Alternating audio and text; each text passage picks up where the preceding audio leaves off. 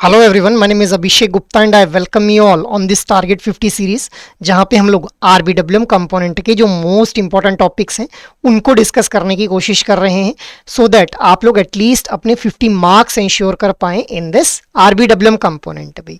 अब इस सीरीज के अंदर जब भी हम लोग सेशन कंडक्ट करते हैं तो यहाँ पे सबसे पहले हम लोग एक टॉपिक को डिस्कस करते हैं।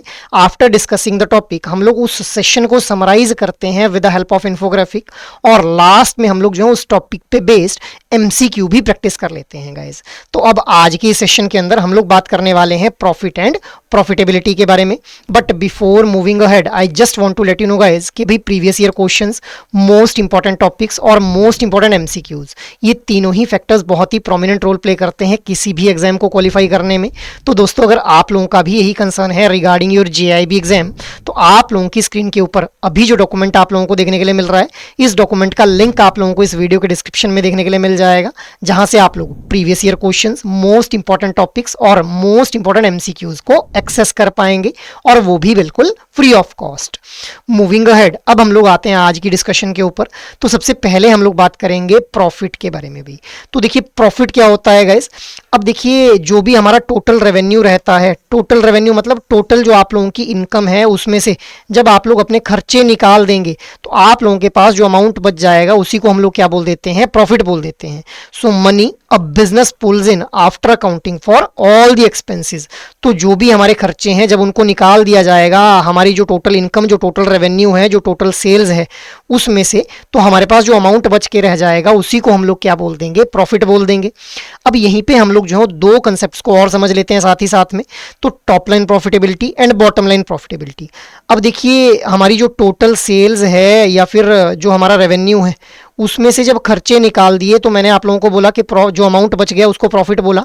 अब यहीं पे हम लोग बात करें अगर टॉप लाइन प्रॉफिटेबिलिटी की, तो टॉप लाइन प्रॉफिटेबिलिटी क्या हो जाएगी कि जो हमारा ये टोटल सेल्स या फिर रेवेन्यू है इसी को हम लोग क्या बोल देंगे, टॉप लाइन प्रॉफिटेबिलिटी बोल देंगे। और जब इसमें से एक्सपेंसेस निकाल दिए तो जो अमाउंट हमारे पास रह गया उसको हम लोगों ने क्या बोल दिया, बॉटम लाइन प्रॉफिटेबिलिटी बोल दिया अभी। अब देखिए प्रॉफिट और प्रॉफिटेबिलिटी ये दोनों बहुत ही सिमिलर सी टर्म हम लोगों को देखने के लिए लगती हैं, और इनका यूज भी हम लोग जो है वो एक दूसरे की जगह पे कर लेते हैं। But there is a thin difference between these terms भाई। अब देखिए जो प्रॉफिटेबिलिटी है वो हम लोगों को बताती है कि भाई एक ऑर्गेनाइजेशन कितने एफिशिएंटली काम कर पा रही है। तो एक्चुअल में जो प्रॉफिटेबिलिटी है इसके थ्रू हम लोग जो है वो एक ऑर्गेनाइजेशन की एफिशिएंसी को मेजर कर पाते हैं कि एक ऑर्गेनाइजेशन के पास जो रिसोर्सेज हैं उनको कितने बेटर वे में यूटिलाइज कर पा रही है वो ऑर्गेनाइजेशन, और जहां से मैक्सिमम रेवेन्यू फैच कर पाए भी। ठीक है। अब जो प्रॉफिटेबिलिटी है it is a measure of an organisation's profit relative to its expense. अब इसको एक एग्जांपल के थ्रू हम लोग समझने की कोशिश करते हैं। तो मान लेते हैं कि भाई 100 रुपीज़ जो है वो एक ऑर्गेनाइजेशन की इनकम है, और इसका जो खर्चा है वो है 50 रुपये, और जो अमाउंट बच गया वो प्रॉफिट बच गया, तो 50 रुपये इसने प्रॉफिट बना लिया। दूसरी ऑर्गेनाइजेशन ने भी 50 रुपये प्रॉफिट बनाया, बट इसने क्या किया कि यहाँ पे 30 रुपये खर्चे किया, ठीक है, और यहाँ पे 80 रुपये जो था इसका रेवेन्यू था भाई। अब यहाँ पे 80 रुपये रेवेन्यू था, 30 रुपये खर्चा किया, 50 रुपये प्रॉफिट बना लिया।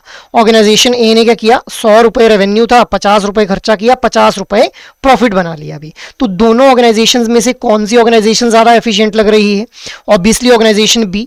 क्यों? क्योंकि इसने कम खर्चा करके भी अपना जो प्रॉफिट है वो 50 रुपये बना लिया, ठीक है, और इसने 50 रुपये खर्चा किया फिर भी 50 रुपये ही प्रॉफिट बना पाई। हालांकि इसका रेवेन्यू ज्यादा था, इस ऑर्गेनाइजेशन का रेवेन्यू कम था।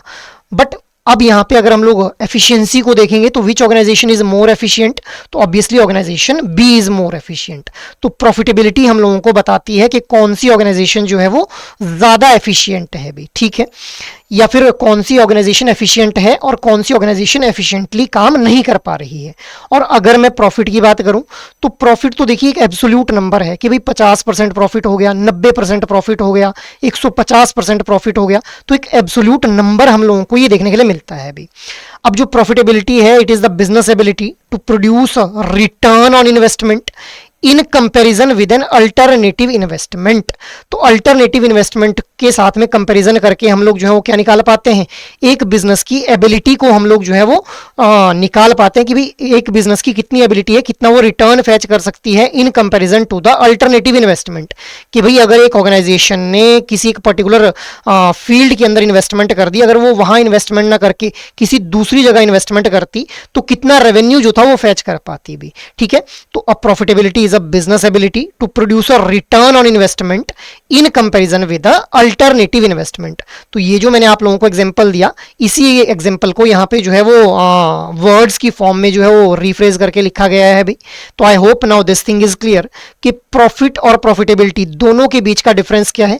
तो आप लोगों ने ध्यान में रखना है, प्रॉफिट क्या है, एब्सोल्यूट नंबर है, प्रॉफिटेबिलिटी हमेशा एक रेशियो रहती है। प्रॉफिटेबिलिटी हम लोगों को बताती है एफिशिएंसी के बारे में, और जो प्रॉफिट है वो हम लोगों को बताता है कि भाई एक ऑर्गेनाइजेशन ने जो है वो कितना रेवेन्यू अर्न किया था, कितने खर्चे किए और कितना अमाउंट उसके पास बच गया। सिंपल ये बात हम लोगों को प्रॉफिट बताएगा। ठीक है, आफ्टर दैट अब अगर हम लोग बात करें कि भाई एक बैंक के द्वारा जब भी प्रॉफिट और प्रॉफिटेबिलिटी के बारे में बात की जा रही होगी तो वहां पे एक बैंक के लिए एसेट और लाइबिलिटीज क्या होने वाले हैं। तो देखिए बैंक के लिए जो एसेट्स हैं वो क्या होने वाले हैं, लोन्स और एडवांसेस। अब why these are the part of bank asset, because हम लोग जानते हैं कि लोन और एडवांसेस के थ्रू जो बैंक्स हैं उनको इंटरेस्ट की फॉर्म में एक इनकम अर्न होती है, मतलब there is inflow of income towards the bank. तो जिस वजह से ये क्या बन जाते हैं, बैंक के एसेट बन जाते हैं। अब बैंक की लाइबिलिटीज क्या हो जाती हैं, जो डिपॉजिट्स एंड बोरोइंग्स हैं। अब देखिए डिपॉजिट्स अलग अलग तरह के देखने के लिए मिलते हैं, डिमांड डिपॉजिट्स और टाइम डिपॉजिट्स। डिमांड डिपॉजिट का पार्ट बनते हैं करंट अकाउंट और सेविंग अकाउंट, टर्म डिपॉजिट का पार्ट बनते हैं फिक्स डिपॉजिट और रेकरिंग डिपॉजिट भी। ठीक है, अब these deposits are the part of bank liability, क्योंकि saving account, fix deposit, recurring deposit, इनके केस में हम लोग देखते हैं कि जो बैंक है उसको जो है वो एक इंटरेस्ट प्रोवाइड करना पड़ता है कस्टमर को, मतलब there is outflow of fund from the bank and, जिस वजह से ये क्या हो जाते हैं, हमारे लाइबिलिटी का पार्ट बन जाते हैं। इसके अलावा अगर हम लोग बात करें बोरोइंग्स के बारे में, तो देखिए बैंक्स के द्वारा भी जो फंड्स हैं वो बोरो किए जाते हैं गाइस। बोरो कहाँ से किए जाते हैं, किसी दूसरे बैंक से बोरो कर लेंगे, रिजर्व बैंक ऑफ इंडिया से बोरोइंग कर लेंगे। अब जो भी फंड बोरो किया जाएगा उसको विद इंटरेस्ट जो है रीपे करना पड़ेगा। सो क्योंकि यहाँ पे भी इंटरेस्ट की पेमेंट करनी पड़ रही है, मतलब there is outflow of fund, तो इसलिए ये भी हमारे क्या बन जाते हैं, बैंक के लिए लाइबिलिटी बन जाते हैं गाइस। अब इसके अलावा अगर हम लोग देखें कि इनकम और एक्सपेंस क्या है एक बैंक का, तो देखिए बैंक के लिए जो मेजर सोर्स ऑफ इनकम रहता है वो रहता है जो इंटरेस्ट बैंक को रिसीव होता है ऑन इट्स एसेट्स। एसेट्स मतलब लोन एंड एडवांसेस। इसके अलावा जो थर्ड पार्टी प्रोडक्ट्स जो है बैंक सेल आउट करता है, जैसे इंश्योरेंस प्रोडक्ट्स हो गए, म्यूचुअल फंड्स हो गए, ठीक है, पोर्टफोलियो मैनेजमेंट सर्विसेज हो गई, इसके अलावा हमारी लॉकर फैसिलिटी हो गई। तो यहाँ पे जो फी बेस्ड इनकम एक बैंक को आ रही है वो फी बेस्ड इनकम भी क्या बन जाती है, एक मेजर सोर्स ऑफ रेवेन्यू का पार्ट बनती है, मतलब बैंक के लिए रेवेन्यू वहां से जनरेट होता है। अब अगर मैं एक्सपेंसेस की बात करूं कि बैंक का मेजर खर्चा क्या है, तो जो बैंक को इंटरेस्ट पे करना है ऑन इट्स लाइबिलिटीज, मतलब डिपॉजिट और बोरिंग्स के ऊपर जो इंटरेस्ट की पेमेंट बैंक को करनी है वही बैंक के लिए क्या है, एक मेजर एक्सपेंस माना जाता है गाइस। ठीक है, तो I hope now this thing is clear कि भाई एक बैंक के लिए एसेट और लाइबिलिटीज क्या हो जाती हैं, और एक बैंक के लिए इनकम कहाँ से जनरेट हो पाती है और बैंक का मेजर खर्चा कहाँ पे होता है गाइस। ठीक है, आफ्टर दैट अब एक बहुत ही इंपॉर्टेंट फाइनेंशियल इक्वेशन को हम लोग समझने की कोशिश करते हैं। तो देखिए assets is equal to liabilities plus capital.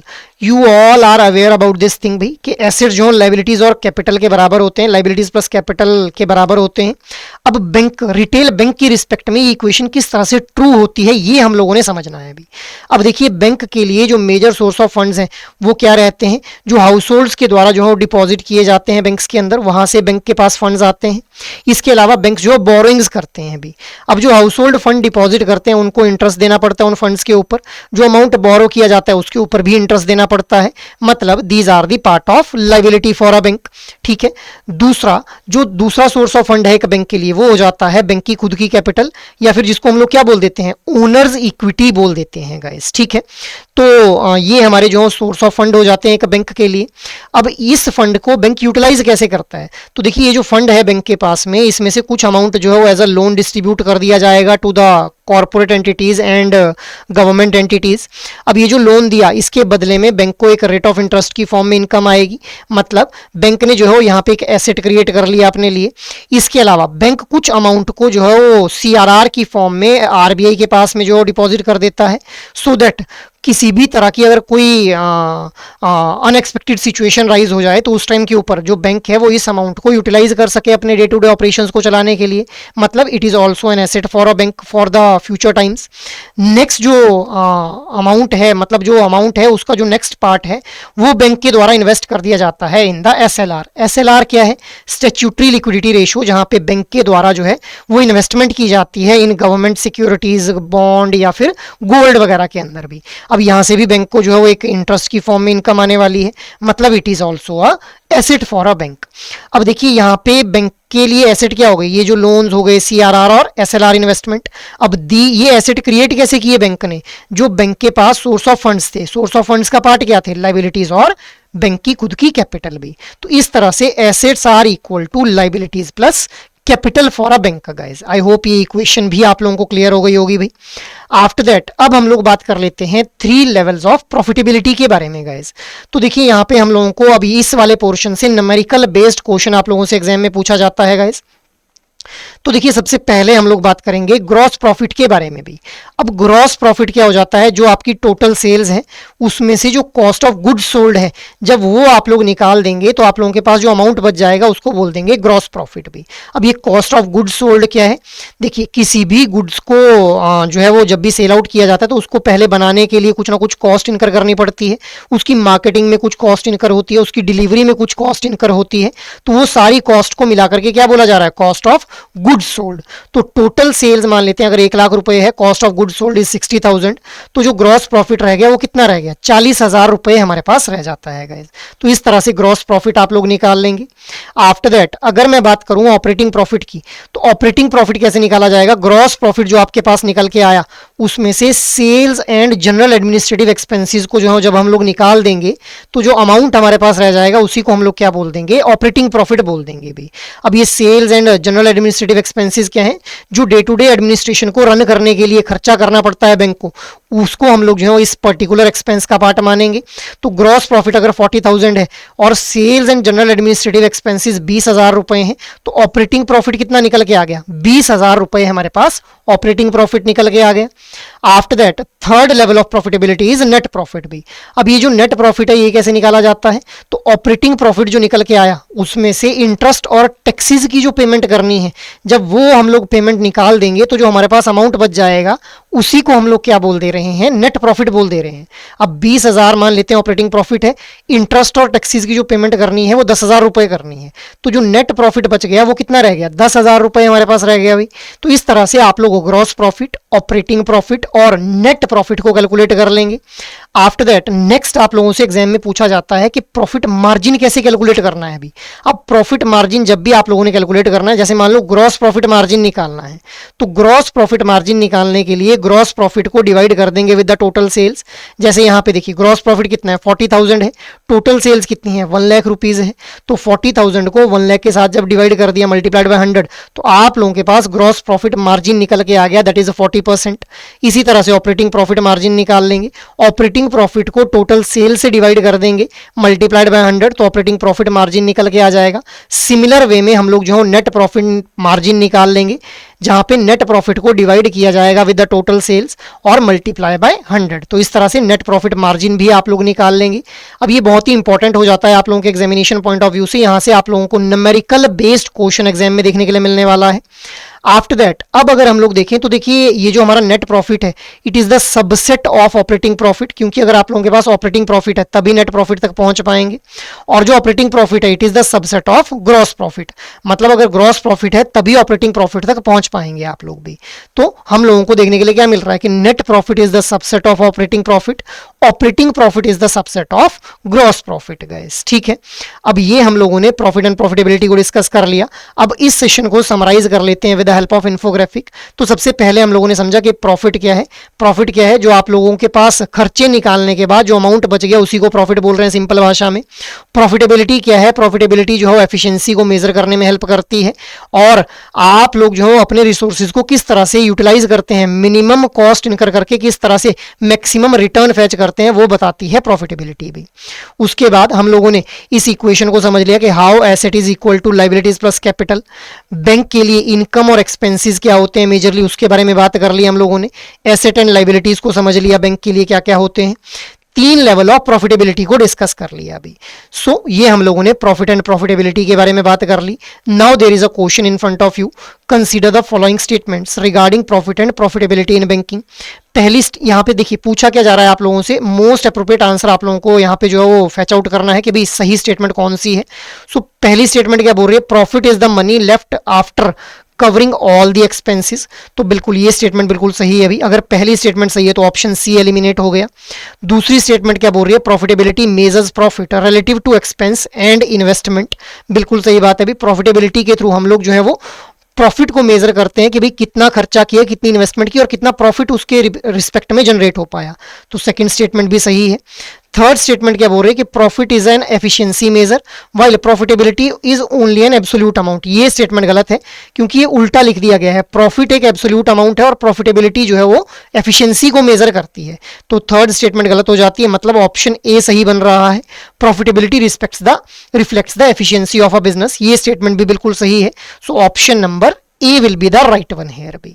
Next question है आप लोगों के सामने कि एक बैंक की जो है वो टोटल सेल्स है 1 lakh rupees, cost of good sold है 60,000, सेल्स एंड जनरल एक्सपेंसेस हैं 20,000 रुपए, इंटरेस्ट और टैक्सेस की जो पेमेंट है वो 10,000 रुपए है। तो नेट प्रॉफिट मार्जिन आप लोगों को एक बैंक के लिए यहाँ पे निकालना है अभी। तो देखिए नेट प्रॉफिट मार्जिन अगर निकालना है तो पहले तो नेट प्रॉफिट निकालना पड़ेगा। नेट प्रॉफिट निकालना है तो ऑपरेटिंग प्रॉफिट होना चाहिए। ऑपरेटिंग प्रॉफिट निकालना है तो ग्रॉस प्रॉफिट आपके पास होना चाहिए। तो पहले आप लोग क्या करेंगे, ग्रॉस प्रॉफिट निकालेंगे। ग्रॉस प्रॉफिट कैसे निकालते हैं, ग्रॉस प्रॉफिट निकाला जाता है टोटल सेल्स में से कॉस्ट ऑफ गुड सोल्ड निकाल देते हैं। तो 1 लाख में से 60,000 निकल गया तो हमारे पास जो है वो क्या रहेगा, ग्रॉस प्रॉफिट निकल के आ गया 40,000 रुपए। हमारे पास जो है वो क्या रह गया, ग्रॉस प्रॉफिट निकल के आ गया। 40,000 में से जो sales and general administrative expenses हैं अगर ये निकाल दिए जाएं जो कि 20,000 है, तो 40,000 में से 20,000 जब निकल गया तो ऑपरेटिंग प्रॉफिट हमारे पास आ गया कितना, 20,000 रुपए ऑपरेटिंग प्रॉफिट आ गया। अब ऑपरेटिंग प्रॉफिट में से इंटरेस्ट और टैक्सेस की पेमेंट कितनी करनी है, 10,000 रुपए, तो ये निकाल दिया तो हमारे पास क्या आ गया, 10,000 रुपए ही क्या निकल के आ गया, हमारे पास नेट प्रॉफिट निकल के आ गया। अब 10,000 को डिवाइड कर देंगे टोटल सेल्स के साथ में, that is 1 lakh rupees multiplied by 100, तो हमारे पास क्या निकल के आ जाएगा, नेट प्रॉफिट मार्जिन निकल के आ जाएगा, that will be 10%। So option number A will be the right one here भाई। नेक्स्ट क्वेश्चन है आप लोगों के सामने कि एक बैंक की बैलेंस शीट के अंदर assets are equal to which of the following. So liabilities minus capital, liabilities plus capital, capital minus liabilities, या फिर loan plus expenses. So what should be the right answer, assets are equal to liabilities plus capital. अभी हम लोगों ने discuss किया कि किस तरह से ये जो एसेट्स हैं these are equal to liabilities plus capital भी। तो ये हम लोगों ने प्रॉफिट एंड प्रॉफिटेबिलिटी के बारे में बात कर ली। इसके अलावा अगर आप लोग चाहते हैं कि जेआईबी एग्जाम की आप लोगों को जो है वो एक कॉम्प्रिहेंसिव प्रेपरेशन करनी है और इसके लिए आप लोगों को एडुटैप की जो है वो हेल्प चाहिए, तो आप लोग एडुटैप की वेबसाइट के ऊपर विजिट कर सकते हैं, जहां पे कोर्सेज नाम का ये टैब देखने के लिए मिल जाएगा। यहां जाते ही जेआईबी कोर्सेज के ऊपर आप लोग क्लिक कर लेंगे। जेआईबी कोर्सेज के ऊपर जैसे ही क्लिक करेंगे तो अलग अलग तरह के कोर्सेज यहाँ पे आप लोगों को देखने के लिए मिलेंगे, जहां पे आप लोगों को सबसे पहले देखने के लिए मिलेगा एक ट्रायल कोर्स फॉर ₹1, जिसके थ्रू 24 आवर के लिए आप लोगों को जेआईबी कंप्लीट मास्टर कोर्स का एक्सेस प्रोवाइड किया जाएगा। So you can have a look on that particular trial course.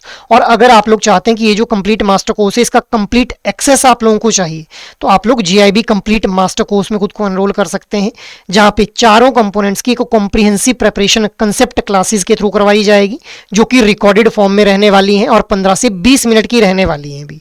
इसके अलावा एग्जाम से ठीक पहले आप लोगों को लाइव क्लासेस का एक्सेस प्रोवाइड किया जाएगा। आप लोग कंटेंट को रिवाइज अच्छे से कर पाएं, इसके लिए कंसेप्ट नोट्स प्रोवाइड किए जाएंगे। कंटेंट को आप लोग जो प्रैक्टिस अच्छे से कर पाएं, उसके लिए आप लोगों को chapter wise mock test, full length mock test और सॉल्व्ड प्रीवियस ईयर क्वेश्चंस भी प्रोवाइड किए जाएंगे। So it can be a one stop solution अगर आप लोग जेआईबी एग्जाम की एक कॉम्प्रिहेंसिव प्रिपरेशन करना चाहते हैं। और अगर आप लोग चाहते हैं कि ये जो मास्टर कोर्स है ये इंडिविजुअल कंपोनेंट के लिए आप लोगों को एक्सेस करना है, तो स्क्रॉल डाउन करेंगे, यहीं पे INDIFS, PPB, AFM और RBWM चारों कंपोनेंट्स के इंडिविजुअल जो मास्टर कोर्सेज हैं वो भी आप लोगों को देखने के लिए मिल जाएंगे यहाँ पे भी। अब आप लोग इन इंडिविजुअल मास्टर कोर्सेज में भी खुद को एनरोल कर सकते हैं। और अगर आप लोग चाहते हैं कि सिर्फ मोस्ट इंपॉर्टेंट टॉपिक्स को आप लोगों को कवर करना है in a very short duration of time, तो आप लोग लाइव क्रैश कोर्स बैच 1 में खुद को एनरोल कर सकते हैं, जहां पे इंडिविजुअल कंपोनेंट की 15 क्लासेस के थ्रू आप लोगों को जो है वो चारों कंपोनेंट्स कवर करवाए जाएंगे मोस्ट इंपॉर्टेंट टॉपिक्स के साथ में। इसके अलावा आप लोगों को रिवीजन पर्पज के लिए कंसेप्ट नोट्स यहाँ पे दिए जाएंगे। आप लोग कंटेंट को प्रैक्टिस अच्छे से कर पाएं, इसके लिए आप लोगों को solve PYQs, chapter wise mock test और फुल लेंथ मॉक टेस्ट भी प्रोवाइड किए जा रहे हैं। So this can be a better option for those guys who want to prepare their JIB exam in a very short duration of time by focusing on the most important topics पे, ठीक है। और अगर आप लोग चाहते हैं कि आप लोगों को सिर्फ क्वेश्चन प्रैक्टिस करने हैं तो टेस्ट सीरीज में खुद को एनरोल कर लें, जहां पे आप लोगों को मई 2023 onward solve previous year questions provide किए जा रहे हैं। आप लोगों को जो है वो चैप्टर के ऊपर कमांड एस्टेब्लिश करवाने के लिए chapter wise mock test provide किए जा रहे हैं। आप लोग जो एग्जाम लाइक पैटर्न है उसके अंदर क्वेश्चंस की प्रैक्टिस कर पाए, मतलब 2 घंटे में 100 क्वेश्चंस आप लोग जो है वो अटेम्प्ट कर पाए, इसकी प्रैक्टिस करवाने के लिए फुल लेंथ मॉक टेस्ट भी प्रोवाइड किए जा रहे हैं। तो आप लोग इनमें से किसी भी कोर्स के अंदर खुद को एनरोल कर सकते हैं depending upon your need for your JIB preparation. So that is all from my side for this particular session. I hope ये सेशन आप लोगों को अच्छे लग रहे हैं। अगर एक्चुअल में ये सेशन पसंद आ रहे हैं तो इन सेशंस को लाइक, शेयर और सब्सक्राइब कर लें। और अगर आप लोगों की कोई भी क्वेरी हो तो आप लोग मेल जरूर करें hello@edutab.co.in के ऊपर। जय हिंद।